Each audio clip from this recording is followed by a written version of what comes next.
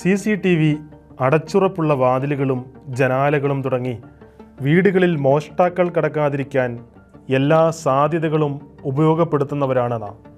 എന്നാൽ ജീവിതത്തിൽ കള്ളൻ കയറാതിരിക്കാൻ പലപ്പോഴും നാം വേണ്ടത്ര ജാഗ്രത പുലർത്താറില്ല എന്നതാണ് സത്യം. അല്പമൊന്ന് മനസ്സ് വെച്ചാൽ നമ്മുടെ അനുദിന ജീവിതത്തിൽ സാത്താൻ നുഴഞ്ഞു കയറാൻ ഉപയോഗിക്കുന്ന തന്ത്രങ്ങൾ തിരിച്ചറിയാനും പ്രതിരോധിക്കാനും കഴിയും. പ്രധാനമായും 3 വഴികളിലൂടെയാണ് സാത്താൻ നമ്മിൽ പ്രവേശിക്കുന്നത്. അതിലൊന്നാമത്തേത് അസൂയയാണ്.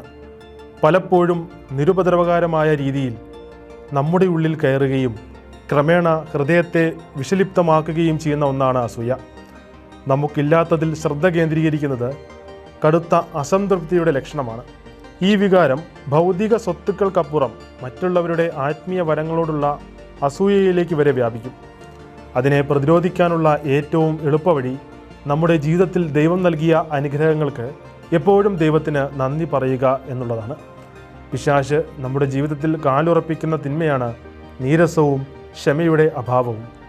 അസാധ്യമെന്ന് തോന്നുമ്പോഴും ക്ഷമ ശീലിക്കുന്നത് നീരസത്തിൻ്റെ അടിമത്തത്തിൽ നിന്ന് മോചനം പ്രാപിക്കാൻ അത്യാവശ്യമാണ്. പിശാചിൻ്റെ വഞ്ചനകൾ തിരിച്ചറിയാനുള്ള ആത്മബോധം ഉണ്ടായിരിക്കുക എന്നതാണ് മറ്റൊരു പ്രധാന വസ്തുത.